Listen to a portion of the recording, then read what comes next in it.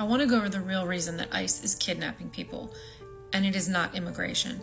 But I do want to warn you that this is incredibly dark. This is not my opinion. These are verifiable facts. But once you see this laid out, you will not be able to unsee it. And again, it is very dark. Like, I felt so physically ill once I tied these things together that I had to sit for a while before I could even film this. What MAGA is calling border security, it isn't about safety or crime at all. It's about keeping a permanent underclass with brown labor without any rights. I think that the people that are working for ICE and MAGA, they think that we're getting rid of the immigrants. But what's actually happening is so much darker than that. We are enslaving them and cycling them through a system designed to keep them voiceless, rightless, and disposable, while guaranteeing that America stays white indefinitely. Right, like usual, we have to go back before we end up at present day. Back in 2021, federal agents busted something called Operation Blooming Onion in Georgia. It was one of the largest human trafficking operations in U.S. history. Dozens of farm workers, mostly from Mexico and Central America, were held at gunpoint, raped, forced to dig onions with their bare hands for 20 cents a bucket, locked in trailers and surrounded by electric fences. And this wasn't a one-time thing. This is a huge part of agribusiness, the treatment of these kinds of workers. And in case you're wondering, I ended up tying these things together because I couldn't understand. I could never figure out why the farmers voted for Trump. And then I found this. Back in 2024, there was something called the Farm Workers Protection Rule, which was a set of rules put in place by the Biden administration to protect these H-2A workers. It was meant to protect these workers from things like being locked in trailers, not fed properly, not paid properly, not access to proper health care, basically slavery. And of course, the moment that Trump came back into office, he rolled all of those protections back.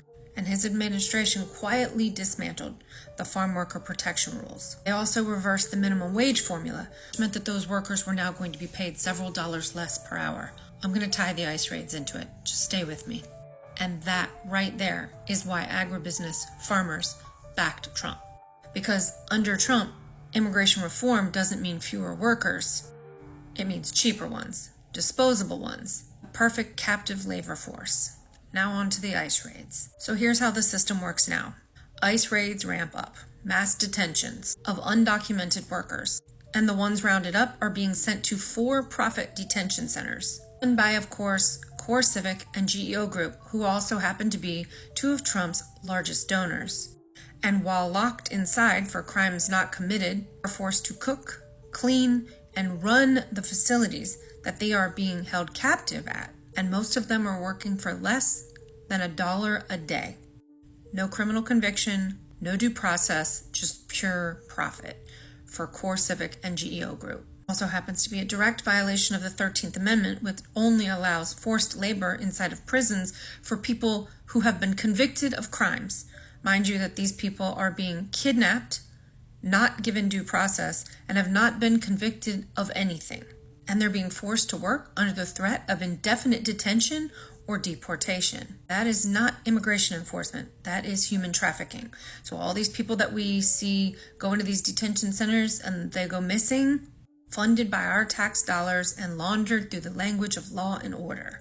And eventually, after they're processed and deported, those workers are replaced by a whole new batch of H-2A workers, the program that Trump rolled back all the restrictions on, which has exploded to record high of 370,000 visas issued this year under the Trump administration. And these new workers, unlike immigrants who can leave if they feel that they're not being treated fairly, these new workers coming in on this H-2A program, they can't report abuse, their passports are seized, they live in filthy conditions and can be deported immediately if they were to speak out to anybody like the press. It's legal servitude. And thanks to Trump's rollback of wages and safety precautions, farmers are now incentivized to use more and more H-2A labor, which pretty much guarantees that these farmers will never have to hire or pay a laborer what they're worth ever again. So now when we're asking ourselves, why did these farmers back Trump? There's your answer. He didn't just promise them border security. He handed them state-sponsored slave labor with full and absolute legal cover. Guys, this is exactly what eugenics looks like in the 21st century. Not sterilization clinics or immigration quotas, it's economic control. A system that decides who gets to live freely and who gets to labor for life. To tie it all together, that means that people who are walking down the street get racially profiled for being brown, and they get kidnapped, then detained in a for-profit prison center, and the more people that they're able to grab, the bigger the government contract that Trump gives to his buddies' private prisons. Then, after keeping them, mind you, they're getting paid about $150 per day from the federal government, our tax dollars, for each person they detain. They're only paying the detainees $1 a day for forced labor, which is against the 13th Amendment because they haven't been convicted of anything. And then after a few weeks to a few months of that terrible treatment, they're deported only to be brought back in through the H-2A program so that they are basically held hostage by U.S. farmers. And let me not miss the forest for the trees here. People that are coming here as hostages to work in forced labor camps, they're not settling in America. They're not having families. They're not having babies, aka they're not increasing their population numbers inside of the United States. This isn't even about immigration anymore. We are now in the business of state-sponsored human trafficking.